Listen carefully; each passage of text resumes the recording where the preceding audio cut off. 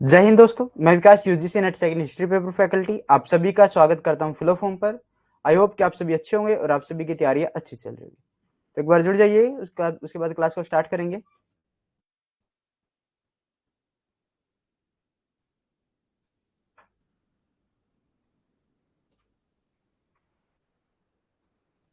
और मुझे कमेंट करके बता दीजिए आपके पास ऑडियो एंड वीडियो क्लियर है।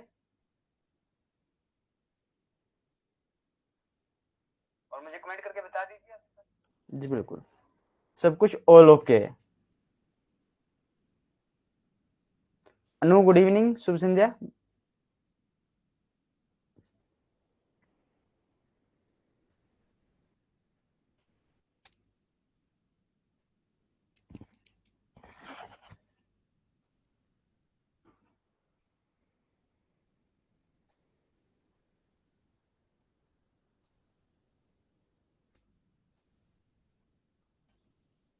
लवी ठाकुर, जय हिंद बहन।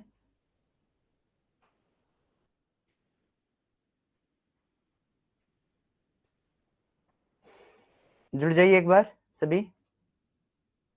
और इससे पहले जिस बच्चे ने अभी तक टेलीग्राम ग्रुप को ज्वाइन नहीं किया उसको ज्वाइन कर लो, व्हाट्सएप ग्रुप को ज्वाइन कर लो, ताकि यूजीसी नेट के रिगार्डिंग अगर कोई न्यू अपडेट आती है तो आपको मिलती रहे। हमारे इंस्टाग्राम पेज को आप फॉलो कर लीजिए, यहाँ पर हमारी शॉर्ट्स डलती है जो आपके लिए point two point knowledge fact रखती है। अंजू दक्ष, गुड इवनिंग, शुभ संध्या बहन आपको भी। और शुरू करते हैं आज की क्लास को। इससे पहले हमने अशोक के द्वारा की गई तीसरी बौद्ध संस्कृति के दौरान जो भेजे गए विदेशी यात्री थे, उनकी हमने विदेशी धर्म प्रचारक थे, उनकी हमने चर्चा की थी। ठीक है।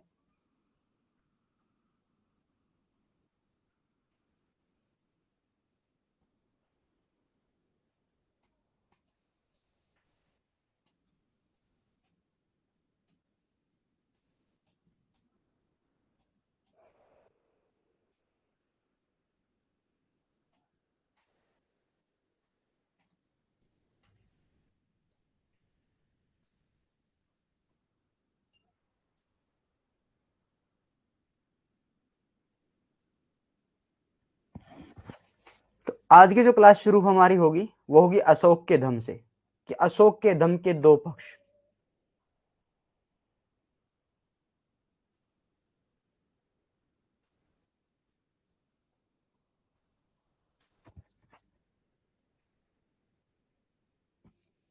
ठीक है, किससे शुरू होगी? अशोक के धम्म से शुरू होगी।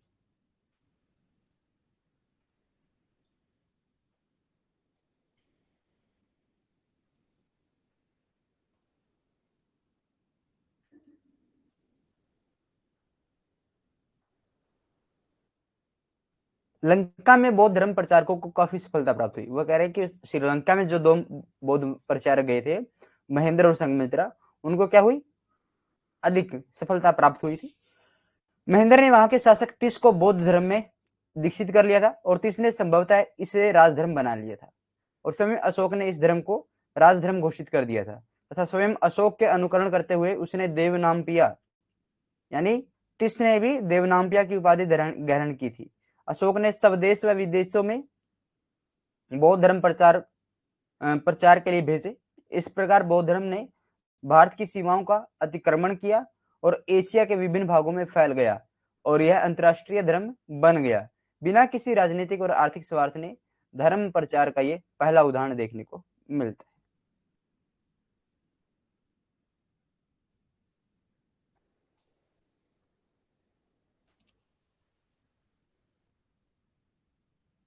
देखिए अभी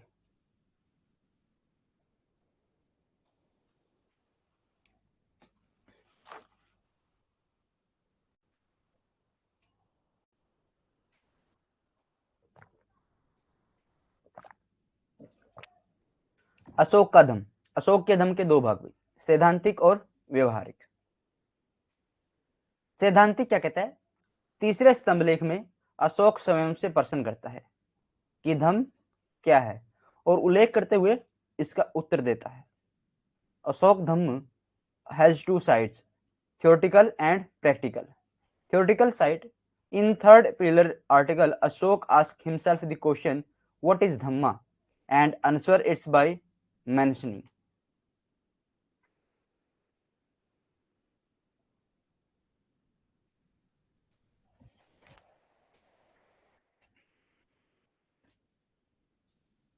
क्वेश्चन किया।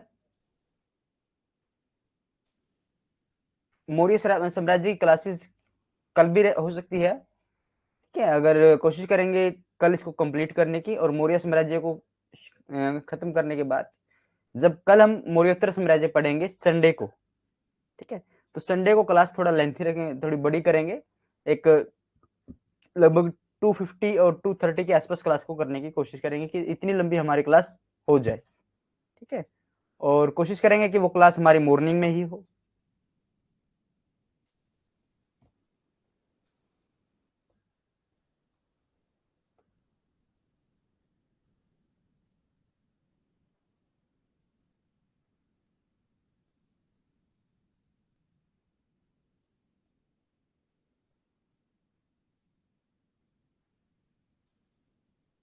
टू आवर की कर लेंगे ना, 2 आवर की जो क्लास होगी उसमें कंप्लीट 2 आवर्स के अंदर देख लेंगे इसको, ठीक है, 2 आवर कर लेंगे। देखिए अब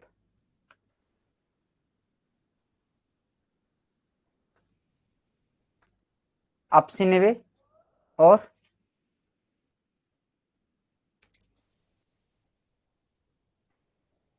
ठीक है लवी 10 बजे से करेंगे मॉर्निंग में। स्तंभ, तीसरे स्तंभ लेख में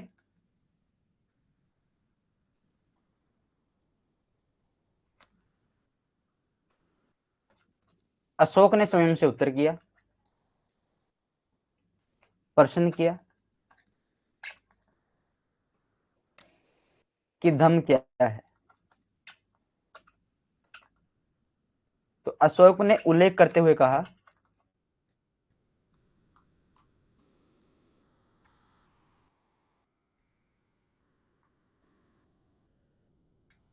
आपसी निवे,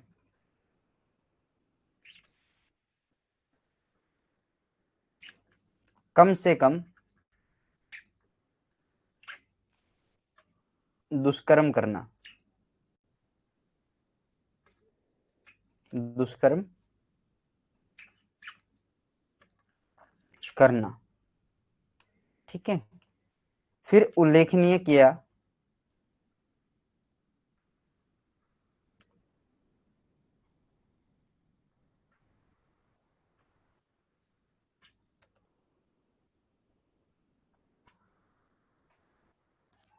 पाप, अभिमान, ईर्ष्या आदि से बचना चाहिए,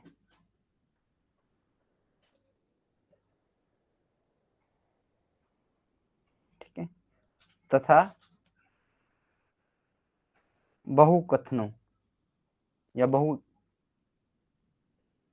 बहुक्रियाने अर्थात बहुत से सत्कर्म और दया उदारता वाले काम करने चाहिए, बहुत से सत्कर्म और उदारता वाले कार्य, ठीक है, करने चाहिए।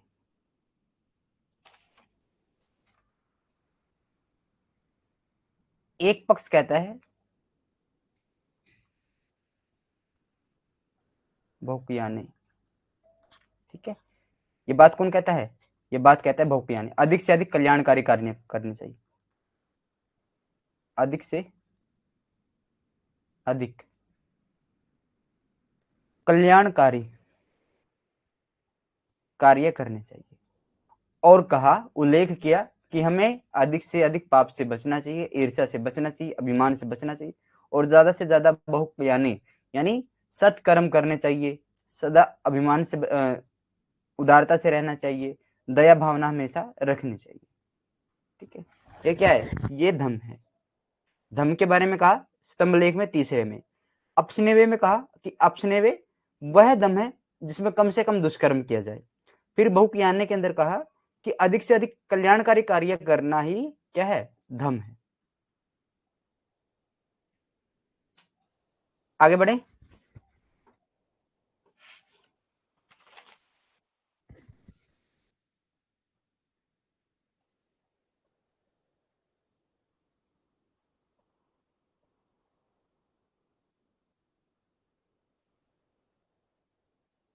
कमेंट कीजिए। यस। व्यवहारिक पक्ष, माता पिता की सेवा करो, मित्रों, परिचितों, ब्राह्मणों आदि के प्रति उदार रहो, जीव हत्या न करो, ये प्रैक्टिकल एक्सेप्ट है भाई।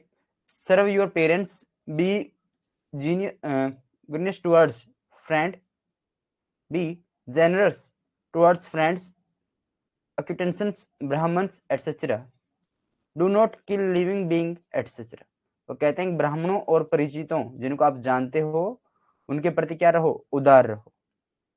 देखिए व्यवहारिक पक्ष, 13वें एवं अन्य शिलालेखों में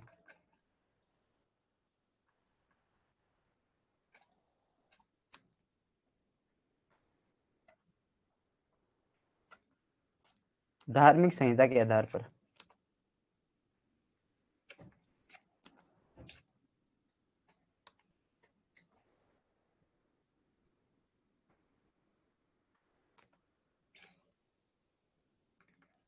क्या कहा कि माता पिता की सेवा करो।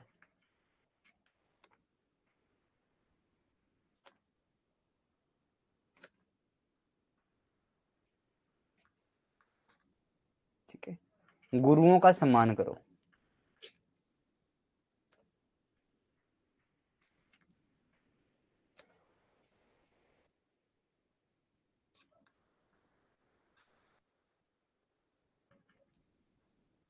मित्रों,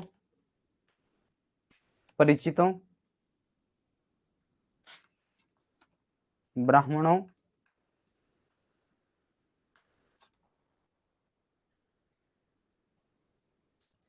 आदि के प्रति उदार हो, आदि के प्रति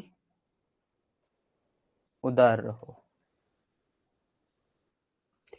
आदि के प्रति क्या रहो, उदार रहो। सभी जीवों के प्रति उदारता रखो, सभी जीवों के प्रति उदारता रखो, नैतिकता का पालन करो,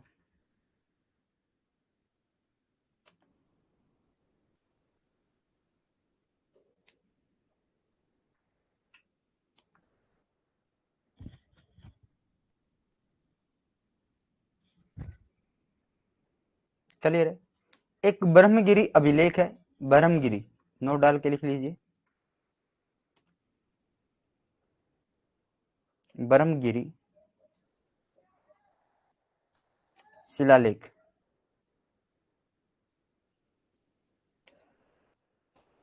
इसमें एक वर्ड देखने को मिलता है ब्रह्मगिरी शिलालेख में,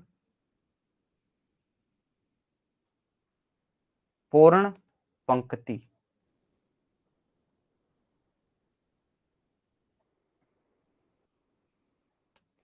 इस वर्ड का अर्थ है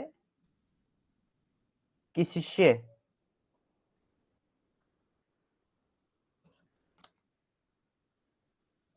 गुरु का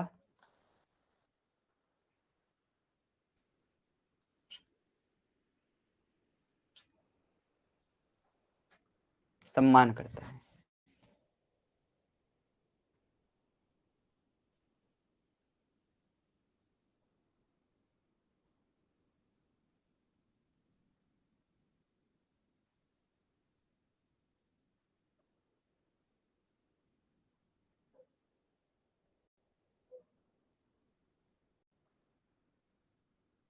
क्लियर हो गया।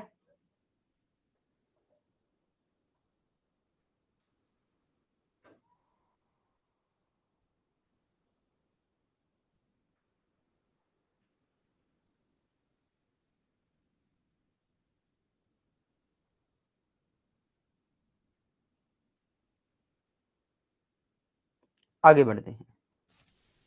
अब आ जाता है अशोक के धम्म का,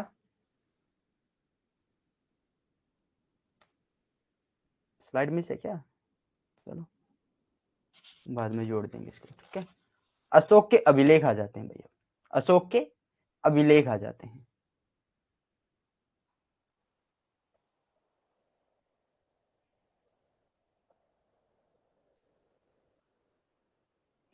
अशोक के अभिलेख कौन कौन से अभिलेख हैं अशोक के?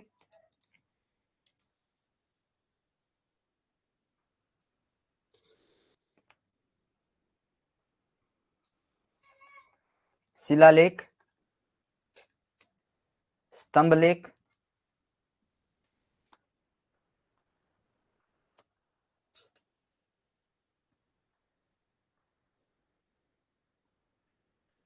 गुहालेख। शिलालेख फिर दो भागों में बट जाते हैं, वृहद व लघु। ऐसे स्तंभलेख बढ़ जाते हैं, वृहद और लघु। अशोक के लघु अभिलेख हमें अलग अलग जगह से फूटकर मिले हैं। यह लघु अभिलेख अशोक के व्यक्तिगत जीवन और धर्म पर आधारित है।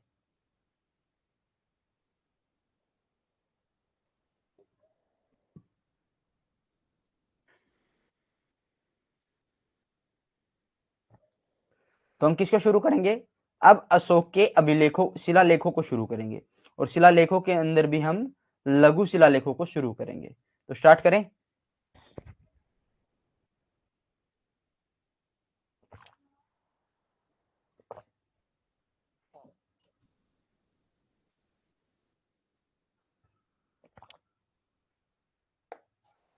अशोक के अभिलेख समझ में आ गए?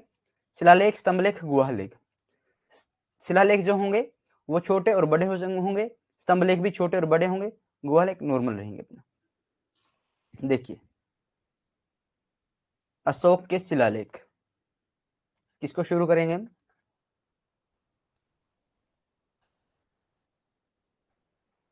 शिलालेख। और शिलालेख में भी किसे?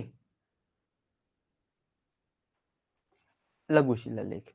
ये कहते हैं कि अशोक के जो लघु शिलालेख है वो जगह जगह मिले हैं, जगह जगह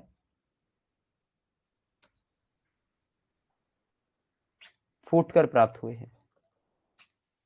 इनमें हमें क्या मिलता है? अशोक का व्यक्तिगत जीवन देखने को। क्या ये अशोक के व्यक्तिगत जीवन पर आधारित है।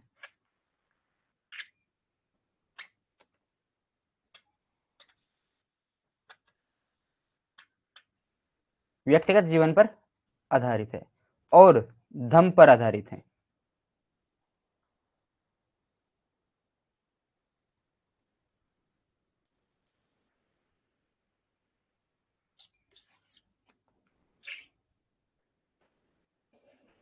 अब देखिए जो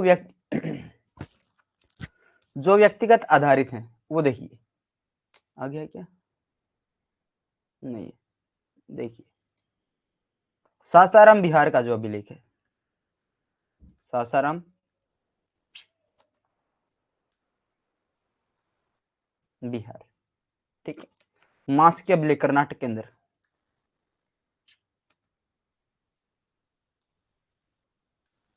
मास के अभिलेख कर्नाटक में। रूपनाथ मध्य प्रदेश, रूपनाथ मध्य प्रदेश के अंदर है। ब्राबू और बेराट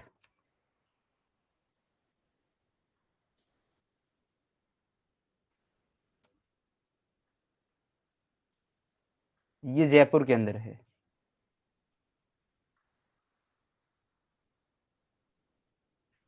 पालकी गुड़ी व अविमंड ये कहां पर है?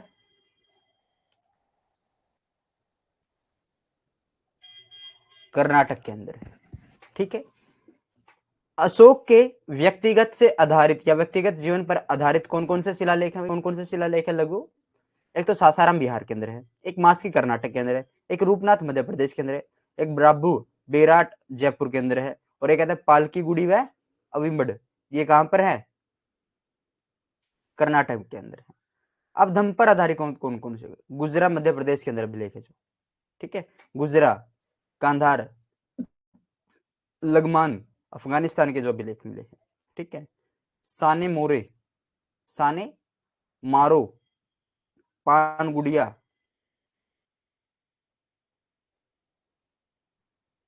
ये अभिलेख क्या करेंगे, ये धम से आधारित होंगे। जो अशोक के जीवन पर आधारित है वो समझ में आ गई।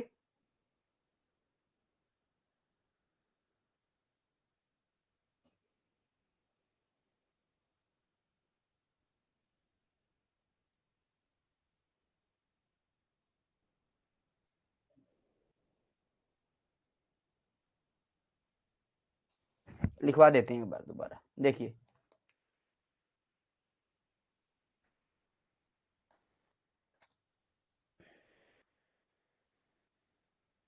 अशोक के धम पर जो आधारित है।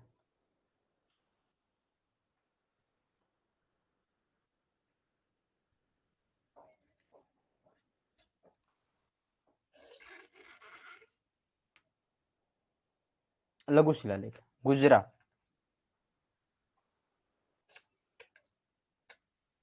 मध्य प्रदेश के अंदर है। कंधार, लगमान, अफगानिस्तान।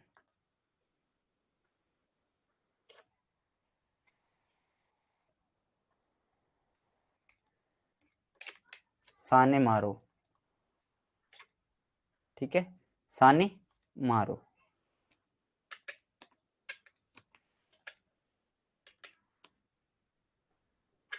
पान गुड़िया,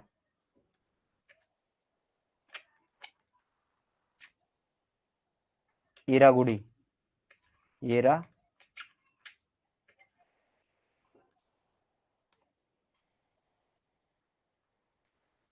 येरागुड़ी,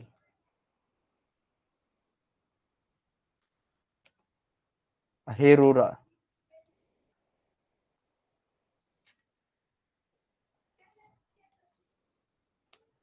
उडिगोलम,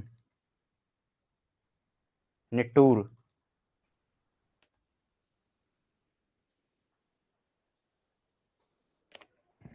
निट्टूर।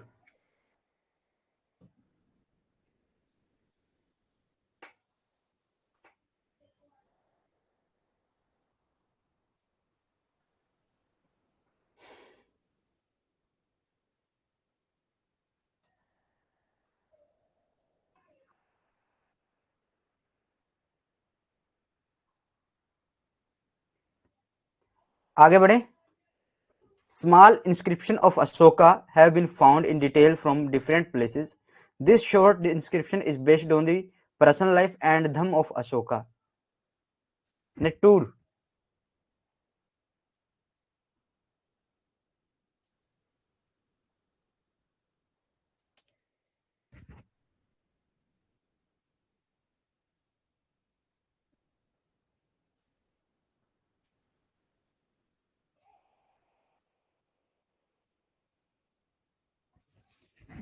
आगे बढ़ते हैं।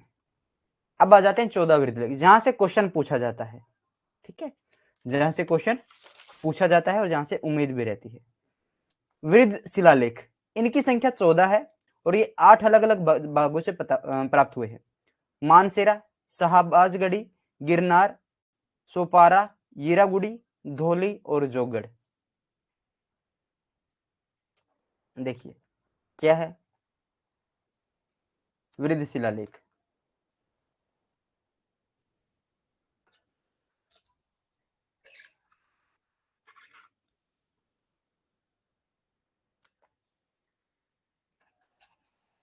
आठ जगह से, संख्या कितनी है,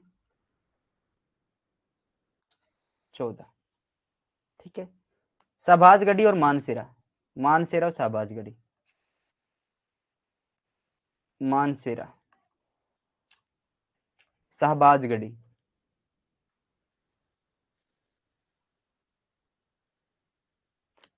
पाकिस्तान में।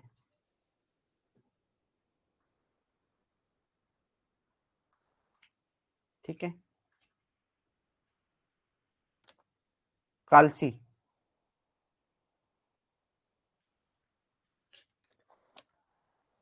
देहरादून उत्तराखंड, गिरनार,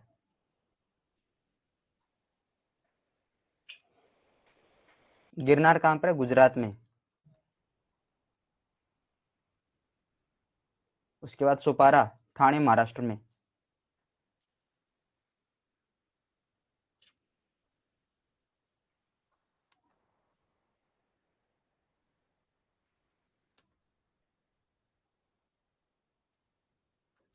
महाराष्ट्र में, ठाणे से महाराष्ट्र में।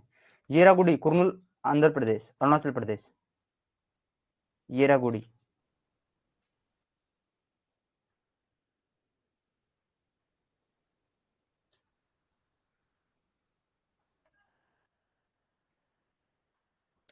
ये कुर्नूल में है।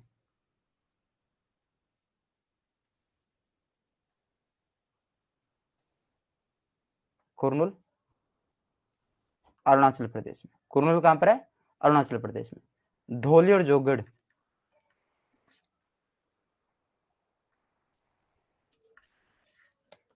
ये रहेगा उड़ीसा में। ठीक है, धौली और जोगढ़ कहां पर रहेंगे भाई? धौली और जोगढ़ रहेंगे आपके उड़ीसा में।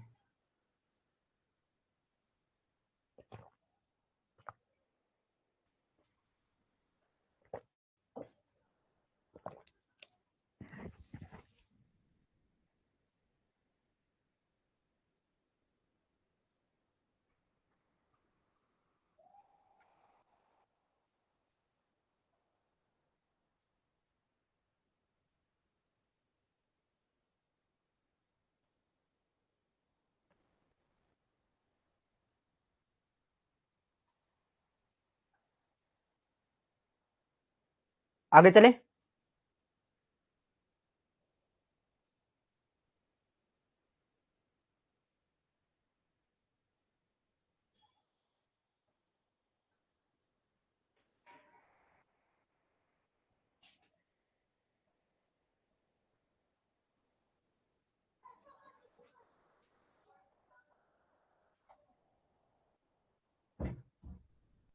कमेंट कीजिए, आगे बढ़े।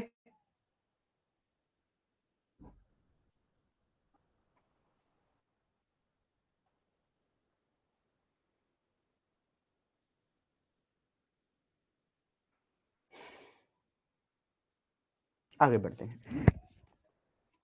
तो नोट डाल के एक बात लिख लीजिए।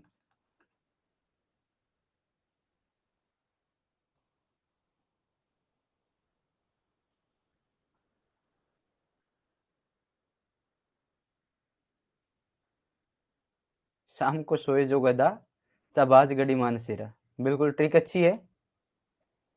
नोट, सैसे शाहबाज गढ़ी, माँ से मानसेरा, को से का से कलसी, ये से येरागुड़ी, जैसे जोगढ़, है ना, और उड़ीसा शाहबाज गढ़ी मानसेरा तो है ही। धौली,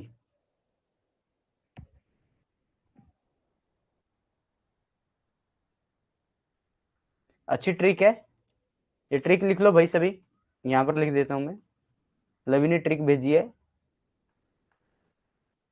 शाम को सोए जो गधा,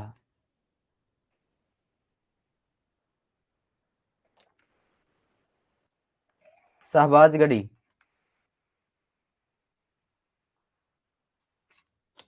मानसेरा, कालसी, सोपारा, येरागुड़ी, जोगढ़ और धौली।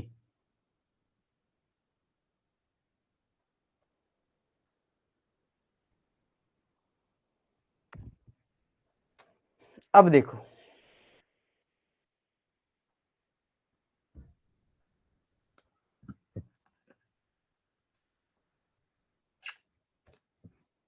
धौली एवं जोगढ़ से प्राप्त शिलालेख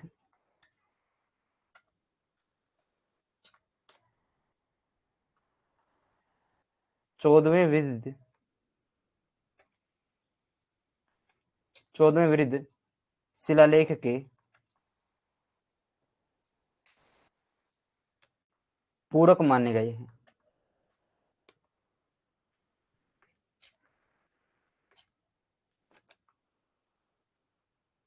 इन पर 11वां व 13वां लेख उत्कीर्ण नहीं है।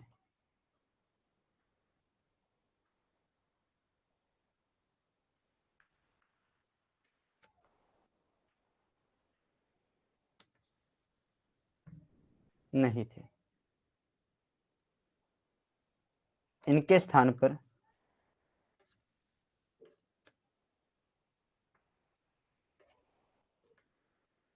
प्रथम लेख था, जिन्हें प्रथम कलिंग शिलालेख कहा गया है।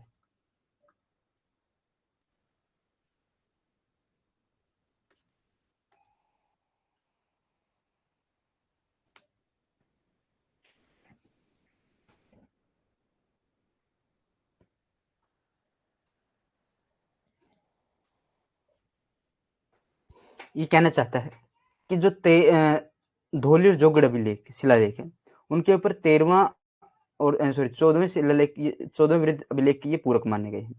इनके अंदर 11वां और 13वां लेख उत्कीर्ण नहीं है, लेकिन इनके स्थान पर इसके अंदर पहला लेख उत्कीर्ण है और इसे प्रथम कलिंग शिलालेख की क्या दी गई, संज्ञा दी गई है।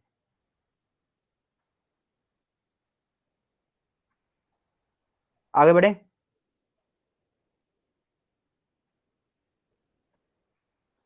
Large inscriptions, their number is 14 and have been found from 8 different places: Mansehra, Shahbazgarhi, Girnar, सोपार, येरागुरी, धोली, जोगढ़।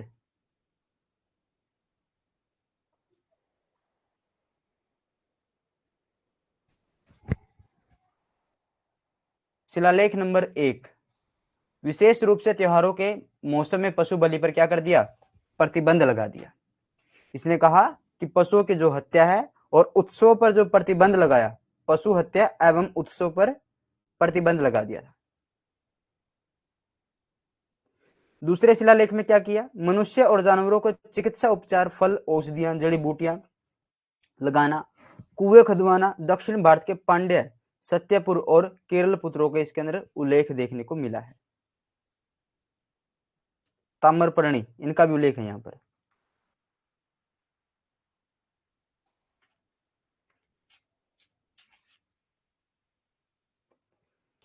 शिलालेख नंबर 3 कहते हैं कि ब्राह्मणों के प्रति उदारता युक्त पारदेशिक और राजकों के बारे में जो धर्म का प्रचार करने के लिए हर 5 साल में अपने साम्राज्य के विभिन्न विभिन्न हिस्सों में जाते हैं। ये कहते हैं कि तीसरा जो अभिलेख है, ब्राह्मणों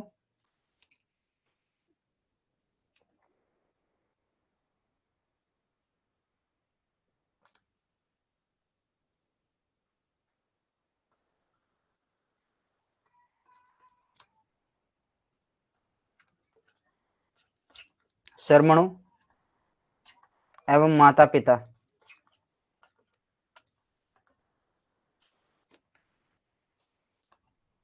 सेवा करनी चाहिए।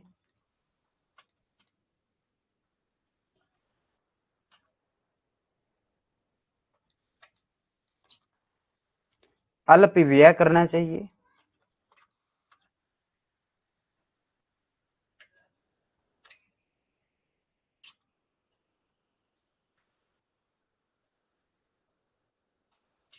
इसमें अशोक संचय को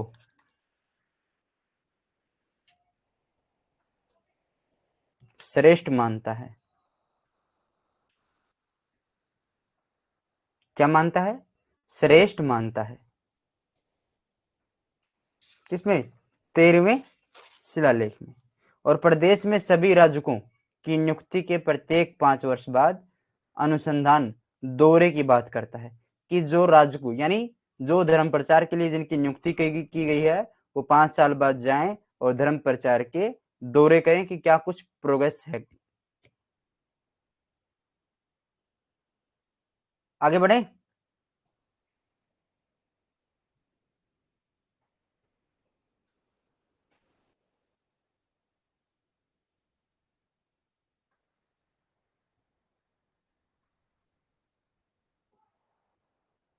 शिलालेख नंबर 4, भेरी घोष यानी युद्ध की ध्वनि के ऊपर धम्म घोष यानी धार्मिकता की ध्वनि। राजा अशोक ने अपने कर्तव्यों को सबसे अधिक महत्व बताया कि धम्म नीति से संबंधित महत्वपूर्ण विचारों पर अगर कहीं आपको देखने को मिलता है तो वो अशोक के चौथे शिलालेख में, वृद्ध शिलालेख में देखने को आपको मिलेगा। आगे बढ़े। आगे बढ़ते हैं भाई। Inscription first, prohibition of animal sacrifice specially during festival season. उन्होंने कहा कि जो एनिमल को सैक्रिफाइस किया जा रहा है, बलि उनकी दी जा रही है स्पेशली फेस्टिवल सीजन के अंदर, तो फेस्टिवल सीजन के अंदर उनको बंद कर दिया जाए मानना। इंस्क्रिप्शन सेकंड में कहा कि medical treatment of human and animals. उन्होंने मेडिकल ट्रीटमेंट की बात की, ह्यूमन और एनिमल्स की। Planting of fruits, medicinal medical herbs and digging of wells. उन्होंने कहा कि जो मेडिकल और जो मेडिकल प्लांट्स हैं उनको बोया जाए और वेल्स यानी कुएं खुदवाए गए। There is mention of Pandya Satyaputra and Keralaputra and Tamraparni, south India. Inscription third, generosity toward Brahmans about the Yuktas, प्रत्यक्ष एंड राजकुश who traveled to different part of their empire every 5 years to preach the Dhamma. Inscription number 4, धम Ghosh sound of dhamma या right of sense अबाउ bheri ghosh sound of war. King Ashoka gave utmost importance to his duty.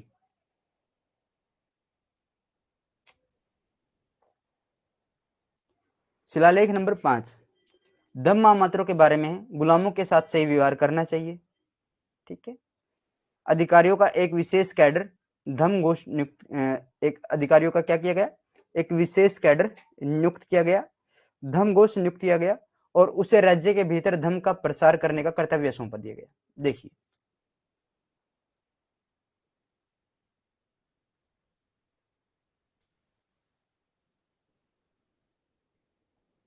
एक minute भाई। हाँ ठीक है, धम्म महामात्रों की नियुक्ति। ये देखिए, 5वां शिलालेख क्या कहता है कि धम्म महामात्रों के बारे में गुलामों के साथ सही व्यवहार करना और अधिकारियों का एक विशेष कैडर धम्म घोष नियुक्त किया गया और उसके राज्य के भीतर क्या करना था, प्रचार प्रसार करना था। यानी 5वें शिलालेख में धम्म महामात्रों की, धम्म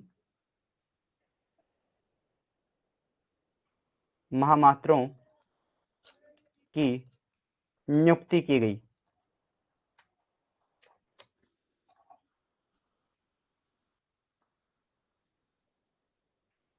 चौदहवें वर्ष, ठीक है, 14वें वर्ष शासन के 14वें वर्ष धम्म महामात्रों की क्या की गई थी, नियुक्ति की गई थी।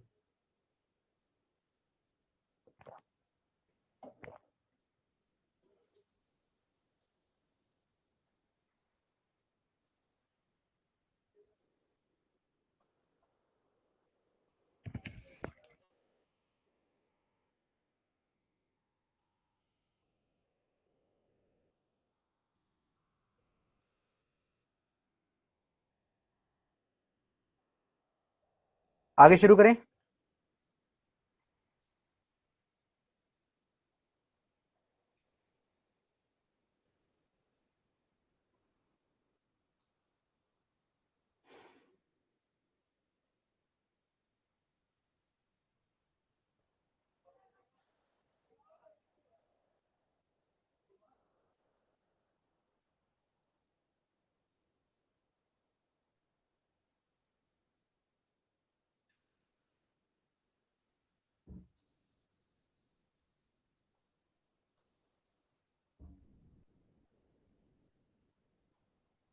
देखिए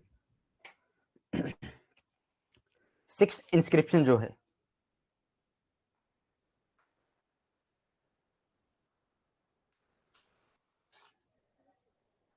क्या कहते हैं, धम महामात्रों की, धम महामात्रों को आदेश दिया गया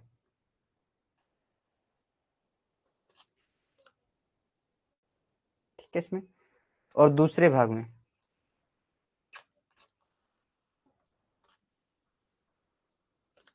वह सक्रिय एवं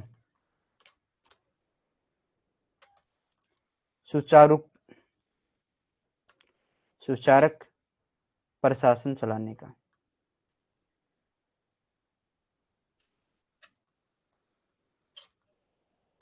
बात की।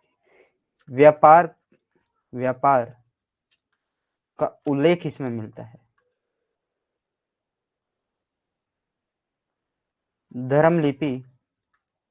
धम्मलिपि या धर्मलिपि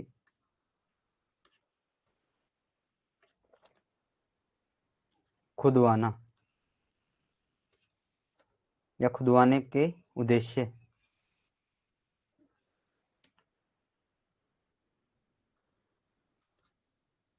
उद्देश्य इसमें दिखते हैं।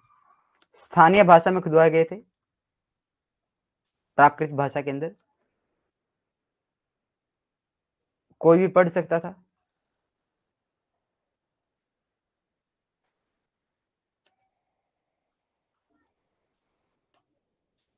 पत्थर पर होने की वजह से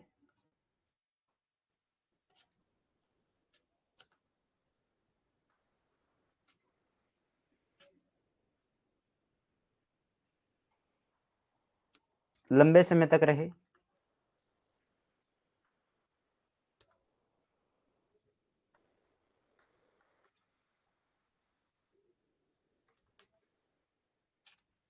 लंबे समय तक बने रहेगा। अशोक कहते हैं कि मैं चाहे कहीं भी हूं,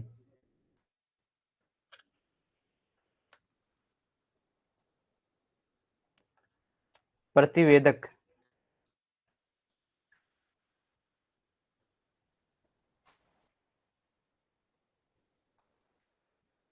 हर समय हर दशा में हर समय मुझे हर दशा से अवगत करा सकता है।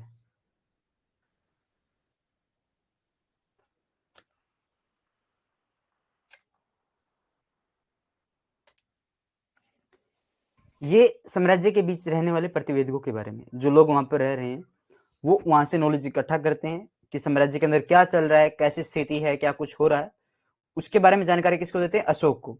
अशोक ये बात कहता है कि मैं कहीं पर भी हूं, किसी भी स्थिति में हूं, किसी भी समय हूं, आवेदक का कर्तव्य है, प्रतिवेदक का कर्तव्य है कि वो मुझे हर दशा से साम्राज्य के अंदर जो चल रहा है और साम्राज्य से बाहर उसकी जानकारी उपलब्ध करवाए।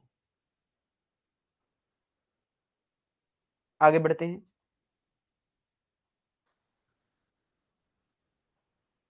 शिलालेख नंबर 9।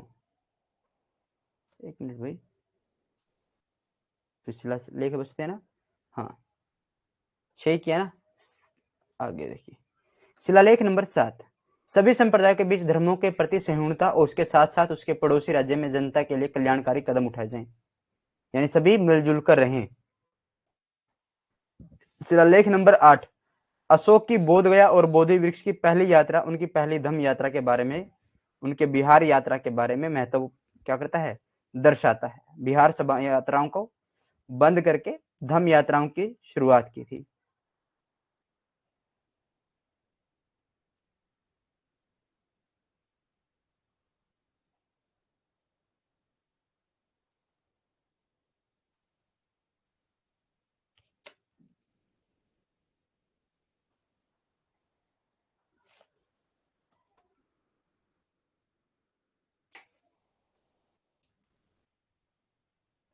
शिलालेख नंबर 9 लोकप्रिय समारोह की निंदा करता है।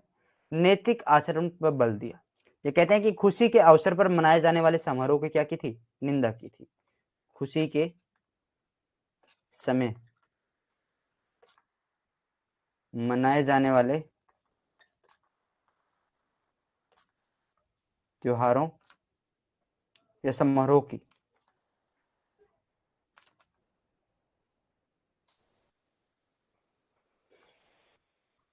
की निंदा की थी।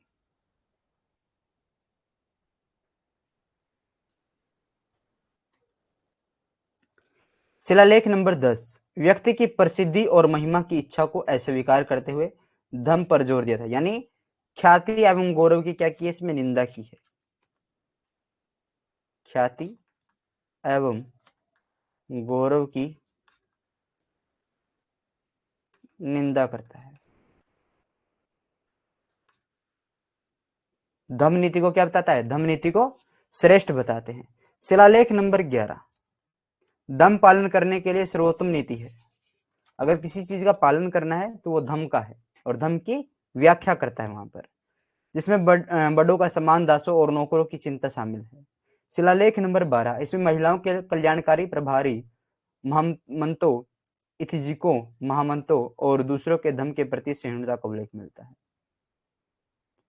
12वां शिलालेख सभी संप्रदायों के बीच सहिष्णुता का निवेश की बात करता है। देखिए,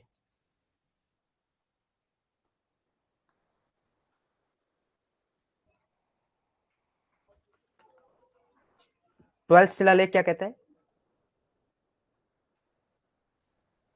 सभी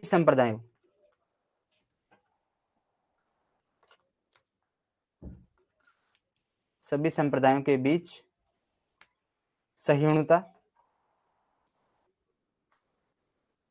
सहिष्णुता के निवेश की बात करता है। निवेश की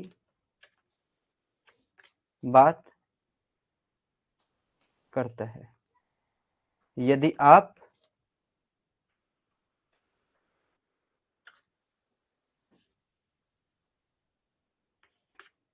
दूसरों के धर्म का अनादर करते हो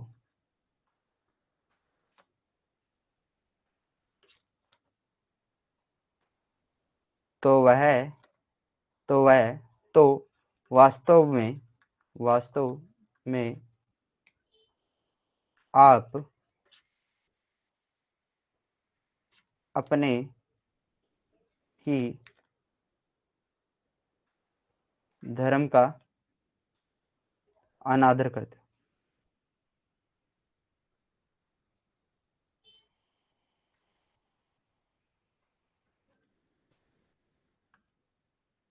अनादर करते हो। 12वां शिलालेख है। 12वां शिलालेख कहता है कि सभी संप्रदाय के बीच क्या होनी चाहिए?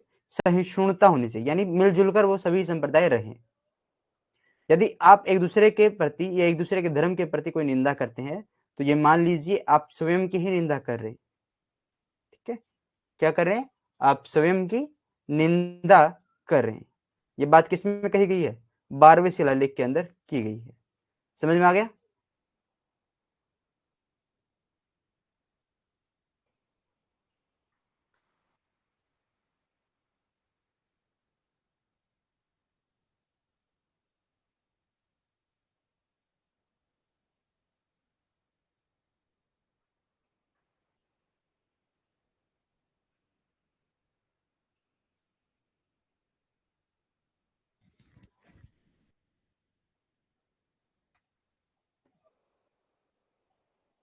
तेरहवां शिलालेख। 13वां शिलालेख कलिंग पर विजय का उल्लेख है। कलिंग युद्ध के अंत में जारी किया गया था 13वां शिलालेख। अशोक के एक आक्रामक और हिंसक योद्धा से एक महान प्रेमी और शांति के उपदेशक के रूप में परिवर्तन होने वाले जलवंत तस्वीर को दिखाता है। कलिंग युद्ध का प्रत्यक्ष और तात्कालिक प्रभाव अशोक के बौद्ध धर्म में परिवर्तन होना था। 13वां शिलालेख।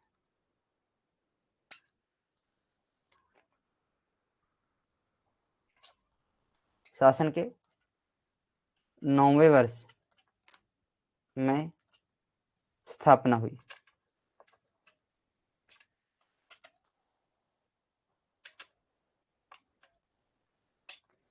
कलिंग युद्ध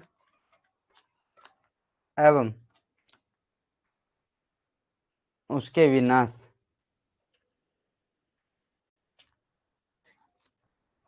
कारण, ठीक है, और उसके विनाश के बारे में चर्चा की। सीमावर्ती राज्यों की सूची मिलती है।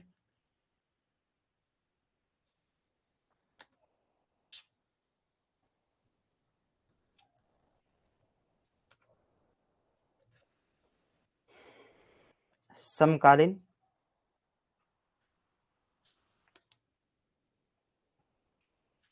यूनानी शासकों का वर्णन है।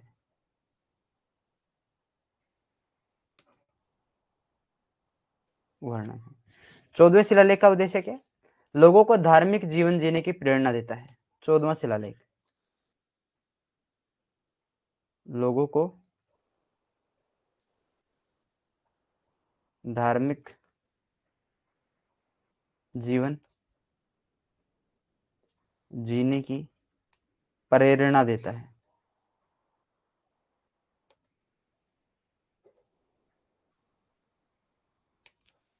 क्लियर है?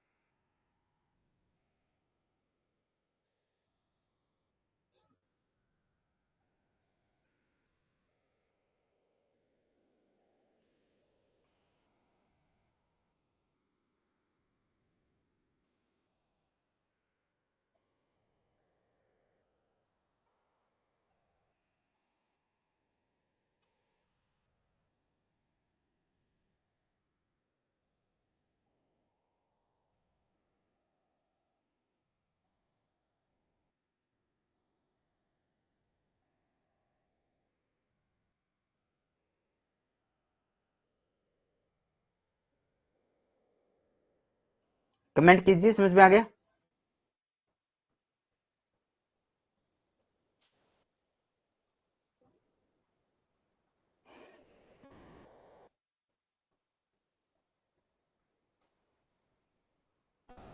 उसके बाद आगे बढ़ेंगे फिर स्तंभ लेखों पर। शिलालेख हमारे कंप्लीट हो चुके हैं। हमने लघु भी पढ़ा और वृद्ध शिलालेख भी पढ़े। अब हम पढ़ेंगे स्तंभ लेख, लघु और वृद्ध। सबसे पहले हम पढ़ेंगे वृद्ध शिलालेखों को।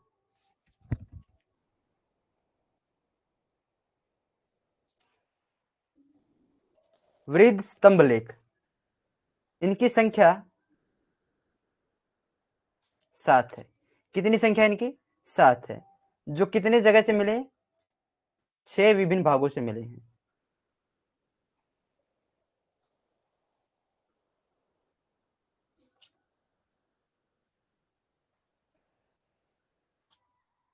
संख्या 6 है और 7 अलग अलग विभिन्न भागों से मिले हैं। टोपरा से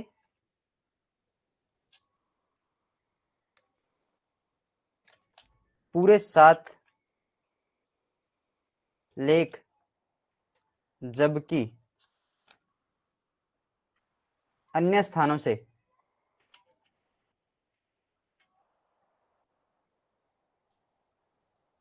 6 लेख मिले हैं।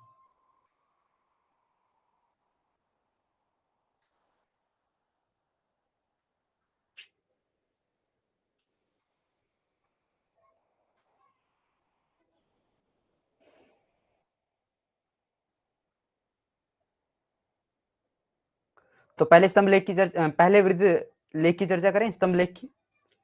तो दिल्ली मेरठ स्तंभ लेख, इसे अशोक की छोटी लाट भी कहते हैं। मेरठ से फिरोज शाह तुगलक इसे दिल्ली लाया था और कुश्क ए शिकार इसे महल में स्थापित किया था।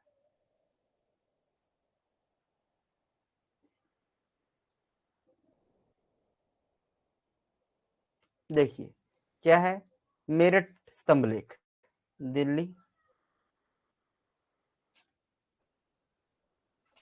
मेरठ स्तंभ लेख। अशोक छोटी लाट कहते हैं अशोक की।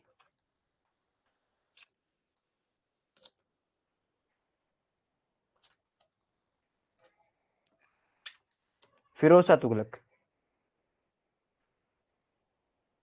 मेरठ से फिरोज शाह तुगलक दिल्ली लाया, और दिल्ली कहां पर रखा इसको?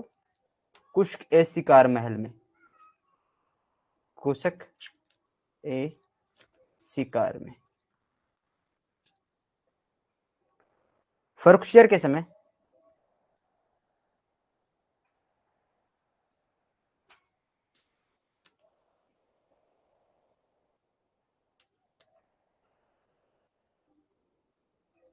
बारूद में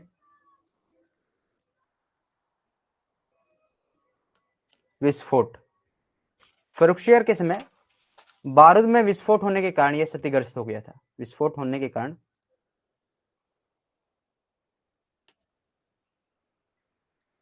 क्या हो गया था? अक्षतिग्रस्त हो गया था, अक्षतिग्रस्त हो गया था। 1867 में इसे पुनर्स्थापित करवाया गया था, इसे पुनर्स्थापित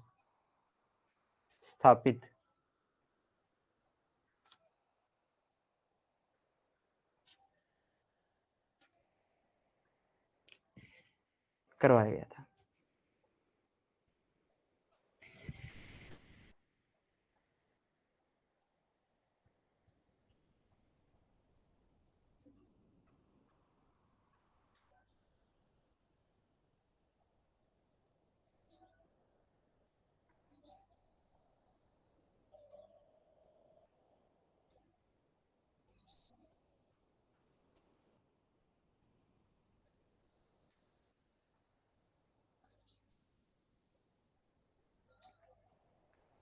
Delhi Meerut pillar inscription, also called Ashok small lot, Firoz Shah Tughlaq brought it from Meerut to Delhi, was established in Kushk ए शिकार। और फर्रुखसियर के समय यहाँ पर क्या हुआ? बम, एक बारूद में विस्फोट हुआ और यह क्षतिग्रस्त हो गया था। 1867 के अंदर इसे दोबारा पुनर्स्थापित करवाया गया था।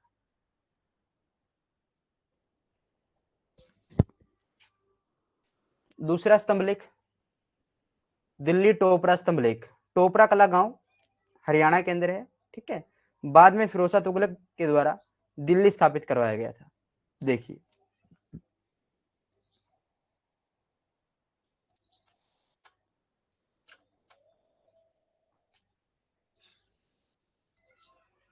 कहां पर है? दिल्ली टोपरा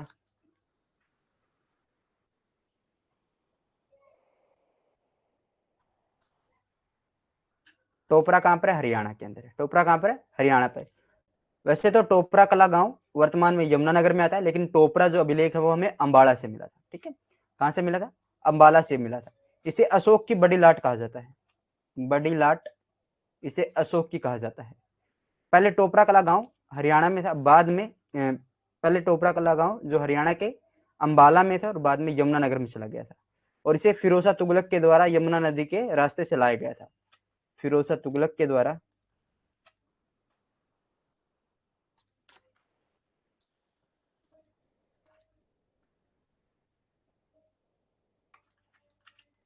यमुना नदी के द्वारा, यमुना नदी से लाया गया था। और यमुना नदी से निकाली गई एक नहर थी, पश्चिमी यमुना नहर, पश्चिमी यमुना नहर, ठीक है। इसके रास्ते पे क्लियर है?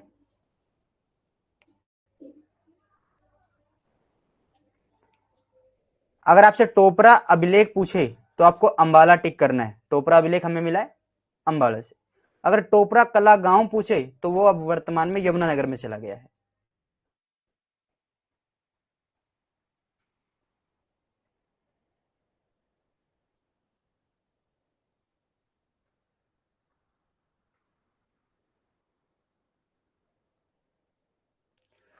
Delhi Topra column article, Topra was in a Topra Kalan was in village in Haryana, later Delhi was established by Firoz Shah Tughlaq. Prayag स्तंभ अभिलेख, अकबर के द्वारा कौशाम्बी से इलाहाबाद लाया गया था। इस पर समुद्रगुप्त की प्रयाग प्रशस्ति एवं जहांगीर के उल्लेख उत्कीर्ण है। देखिए तीसरा जो प्रयाग स्तंभ लेख,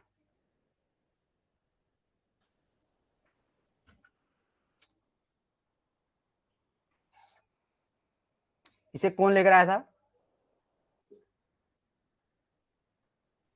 कौशाम्बी से।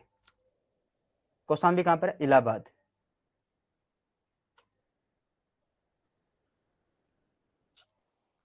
अकबर लाया था। कहां पर लेकर आया था? दिल्ली में। और इस पर क्या उत्कीर्ण है? इस पर समुद्रगुप्त की प्रयाग प्रशस्ति।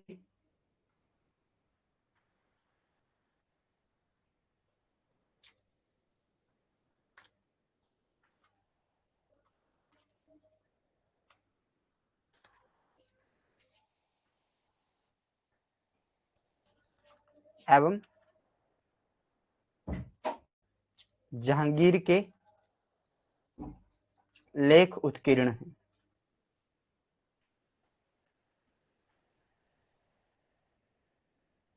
ठीक है।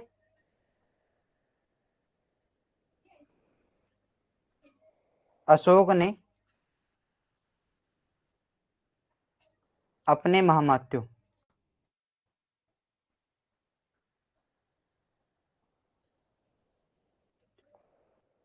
संघ भेद रोकने के लिए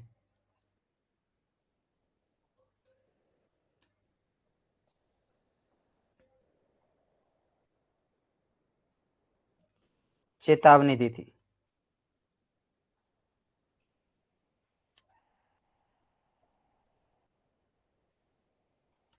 और श्वेत वस्त्र पहनाकर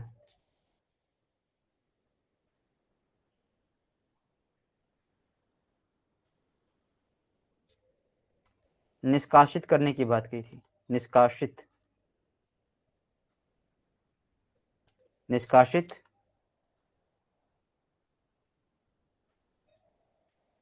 करने की बात कही थी।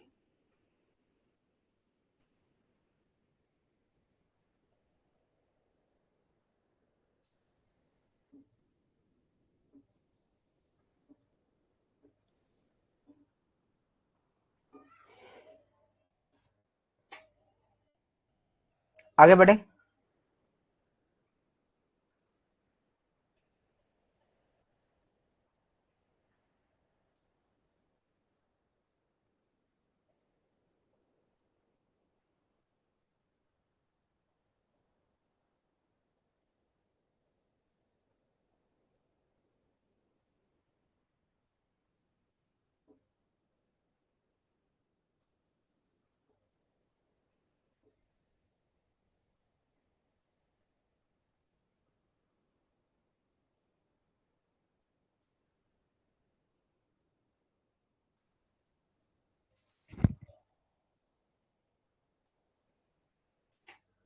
Prayag pillar inscription, it was brought from Kosambi at Allahabad to by Akbar.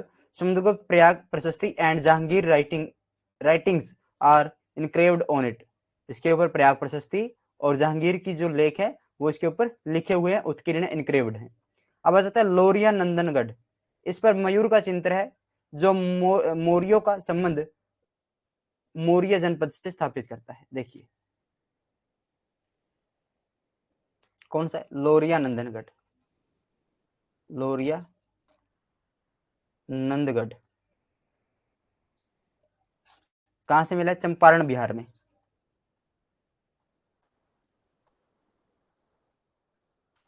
Comment करके बताइए चंपारण आंदोलन कब हुआ था और महात्मा गांधी जी के द्वारा किया गया पहला आंदोलन कौन सा था विश्व स्तर पर। ठीक है, महात्मा गांधी जी के द्वारा पहला आंदोलन कब किया गया था वो भी मुझे कमेंट करके बताइए, और चंपारण आंदोलन कब हुआ था ये भी कमेंट कीजिए।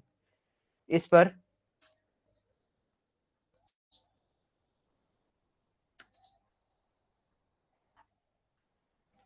मयूर का चित्र है जो मौर्यों का संबंध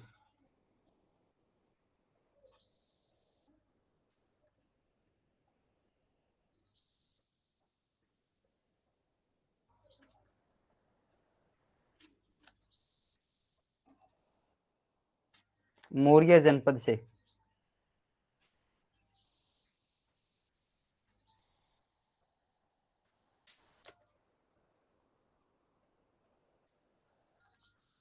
कहां पर किया था ये भी लिख देना, ठीक है। पहला जो आंदोलन इन्होंने किया था, ठीक है, वो कहां पर किया था ये भी लिख देना साथ में।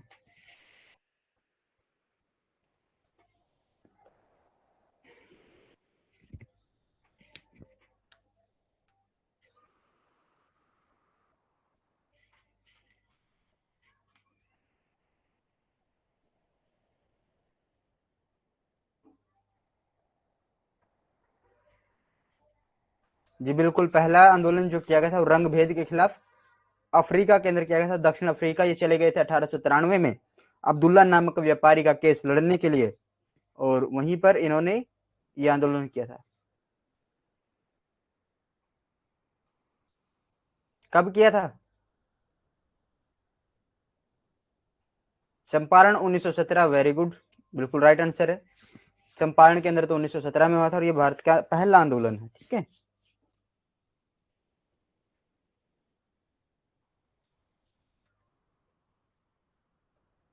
चंपारण सत्याग्रह।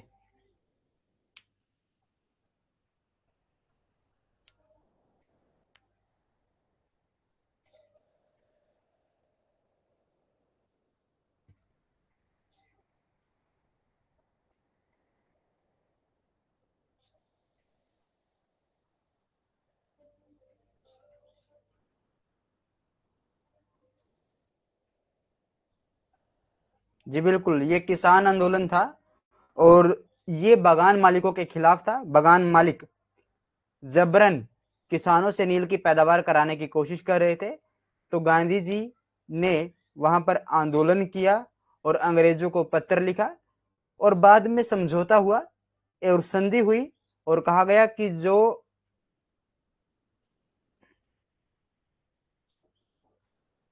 नील की खेती करना चाहते हैं और जो नहीं करना चाहते वो ना करें, उनके ऊपर छोड़ दिया जाए, उनके इच्छा अनुसार वो खेती करवाई जाए।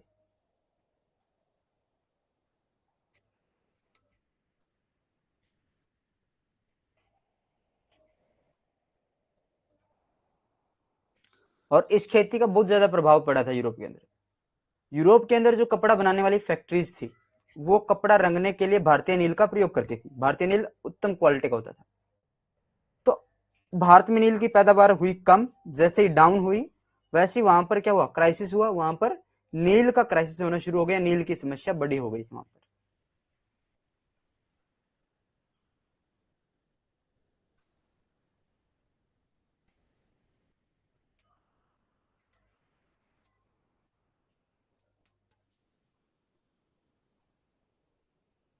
चलो भाई, ढूंढ के लेकर आओगे। आपके लिए आज का क्वेश्चन है, महात्मा गांधी जी के द्वारा पहला आंदोलन जो दक्षिण अफ्रीका में किया गया था वो कब किया था? अब तो आसानी से मिल जाएगा ना। Lauriya Nandangarh, there is a picture of peacock on it which establish the relation of Maurya with Maurya district. आगे बढ़ते हैं। रामपुरवा स्तंभ लेख। एक लोरिया अरेराज भी है भाई, लोरिया अरेराज, ये भी चंपारण बिहार से है।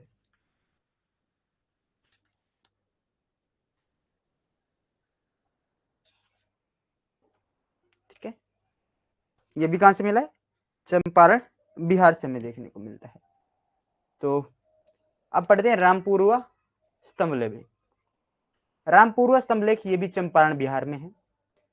एक तो लेख युक्त है और एक लेखविहीन है। रामपुरवा स्तंभ लेख, यहाँ पर हमें दो लेख देखने को मिलते हैं।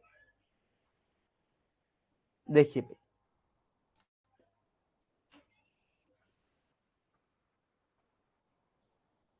नहीं भाई, नहीं, ठीक है, देख कर लेकर आना है, तुक्के मत लगाओ यहाँ पर। लेख युक्त और एक होता है लेख विहीन।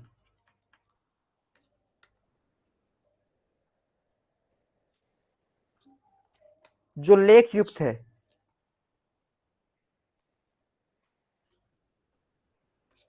सिंह का शीर्ष उत्कीर्ण है। सिंह का क्या उत्कीर्ण है? सिंह का शीर्ष उत्कीर्ण है। और जो लेख वहीन है, लेख वहीन जो है एकमात्र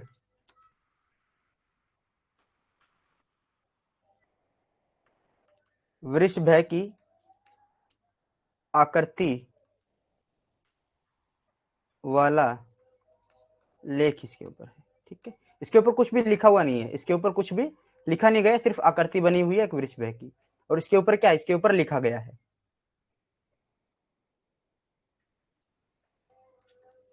नोट डाल के एक बात लिख लीजिए, शम्स ए शिकार, शम्स ए सिराज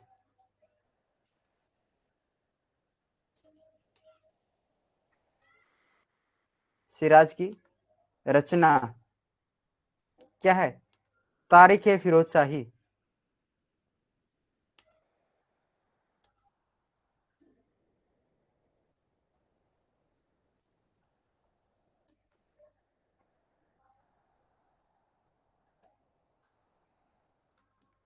फिरोजा तुगलक अशोक की लाटों को,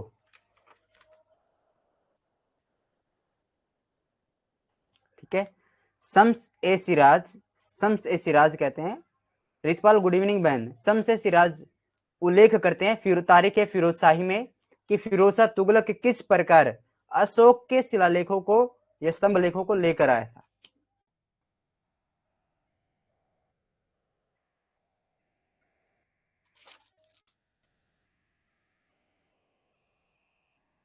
आगे पढ़े। Rampurva pillar article, one article is there and one article was there. अरे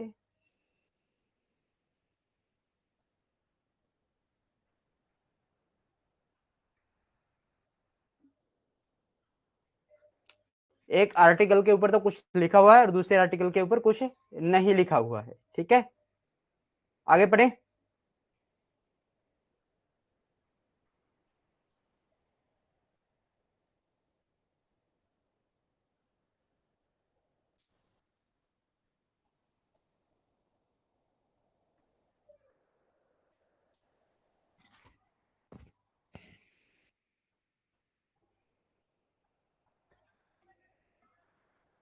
लघु स्तंभ लेख,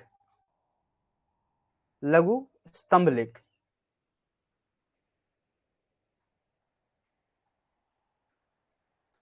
कुछ स्तंभों पर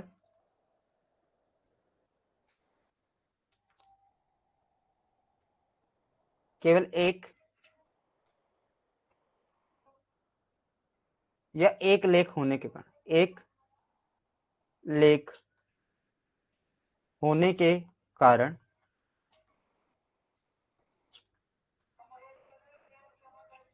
इन्हें वृद्ध स्तंभ लेख से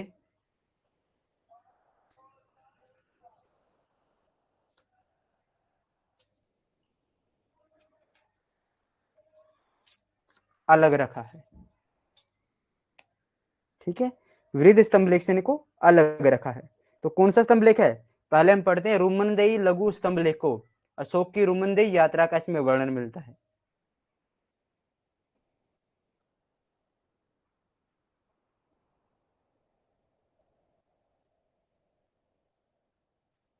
शुरू करें, शुरू करते हैं। रुमनदेई अभिलेख के अंदर हमें भाई अशोक की यात्रा का वर्णन मिलता है।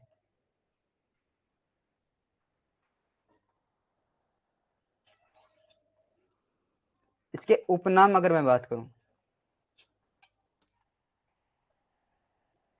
स्मारक, आर्थिक स्मारक,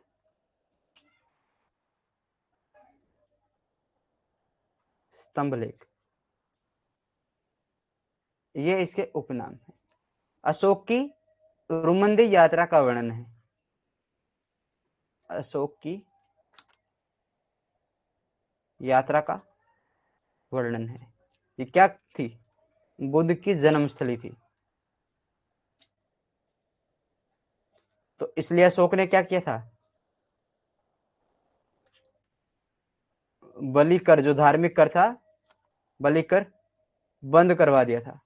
भाग, जो भूमि कर था, वो 1/6 लिया जाता था, लेकिन कम करके कितना कर दिया था, 1/8 कर दिया था।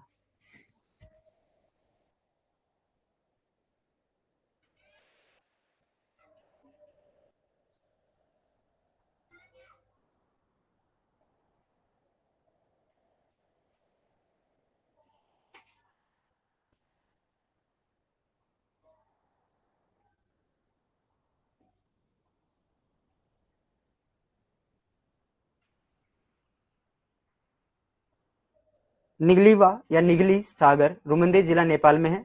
अशोक ने यहाँ की यात्रा की थी और कनक मुनि के स्तूप का परिवर्धन करवाया था। निगलीवा या फिर निगली सागर रुमंदे district is in Nepal. Ashoka traveled here and got the stupa of कनिक मुनि एक्सपेंडेड। आगे बढ़े। सांची स्तंभ लेख, रायसेन मध्य प्रदेश।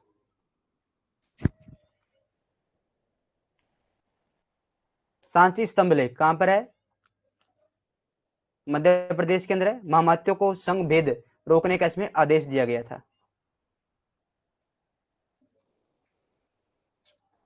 सांची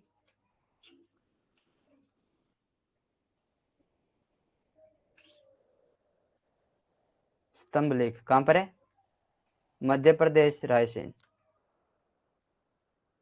मध्य प्रदेश के रायसेन जिले में है। महामात्यों को संघ भेद रोकने का आदेश दिया था और निष्कासित करने और श्वेत वस्त्र डालने का भी उन्होंने यहाँ पर कहा था। कौशाम्बी इलाहाबाद स्तंभ लेख, संघ भेद अभिलेख इसका उपनाम है। सारनाथ स्तंभ लेख जो आएगा उसका संघ भेद रोकने का उपनाम है। कौशाम्बी स्तंभ लेख या फिर बौद्ध संघ को दिए जाने वाला दान का उल्लेख इसमें मिलता है। ठीक है, कौशाम्बी स्तंभ लेख में क्या मिलता है हमें, बौद्ध धर्म को दिए जाने वाले दान का उल्लेख मिलता है। इसके उपनाम है रानी का अभिलेख।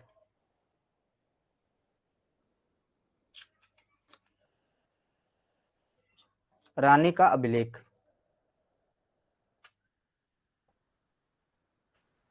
रानी का अभिलेख, साम्राज्ञी का अभिलेख,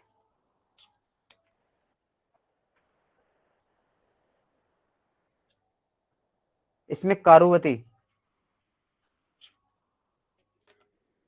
उल्लेख है।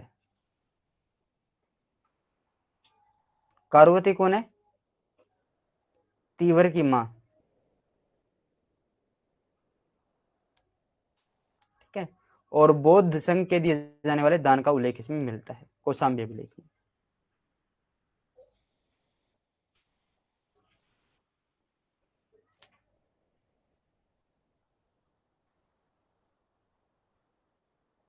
एक बचता है सारनाथ स्तंभ लेख।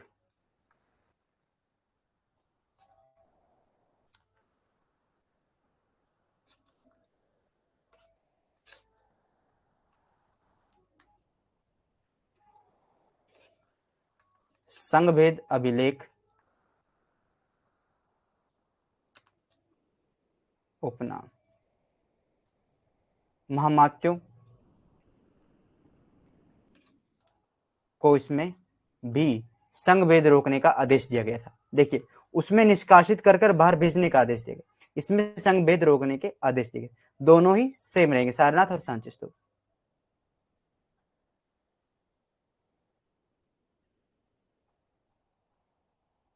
जी बिल्कुल रवि ठाकुर, 1906 में दक्षिण अफ्रीका के अंदर पंजीकरण के लिए महात्मा गांधी जी के द्वारा पहला आंदोलन किया गया था, जिसे पहला सत्याग्रह भी कहा जाता है महात्मा गांधी के द्वारा। ठीक है, और भारत में पहला सत्याग्रह 1917 में चंपारण आंदोलन के दौरान किया गया था। ठीक है, सत्याग्रह सिर्फ 3 ही है। ठीक है, वो आंदोलन रहेगा। तो इसको इतना ही रखते हैं। आप कल हम अशोक के उत्तराधिकारी हैं उनको पढ़ेंगे, और अशोक का जो साहित्य है और जितने भी अलग अलग चीजें हैं, प्रशासन हो गया, उनको हम रीड करेंगे।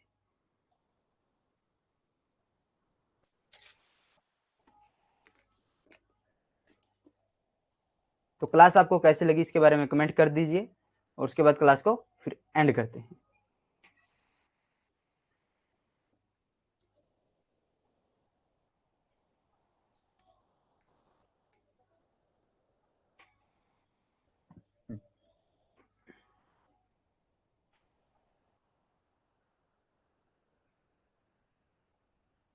कल के लिए और क्वेश्चन?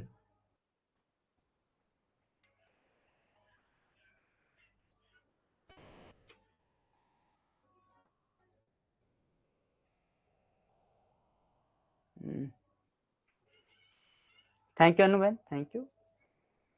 कल के लिए कोई और क्वेश्चन? बिल्कुल, कल के लिए आपके क्वेश्चन है,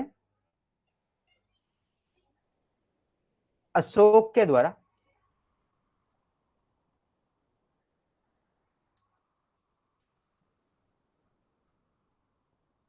जो उनकी पत्नियां थी अशोक की, ठीक है, अशोक की पत्नियों के नाम आपको पता होना चाहिए। एक को तो हमने पढ़ लिया, कारुवती, ठीक है, दूसरी पत्नियों के भी नाम पता होना चाहिए। Interesting class, thank you, thank you. तो इसी के साथ इस क्लास को यहीं पर समाप्त करते हैं, फिर मिलेंगे एक नए अध्याय के साथ, कुछ नए तथ्यों के साथ। तब तक के लिए जय हिंद, जय भारत।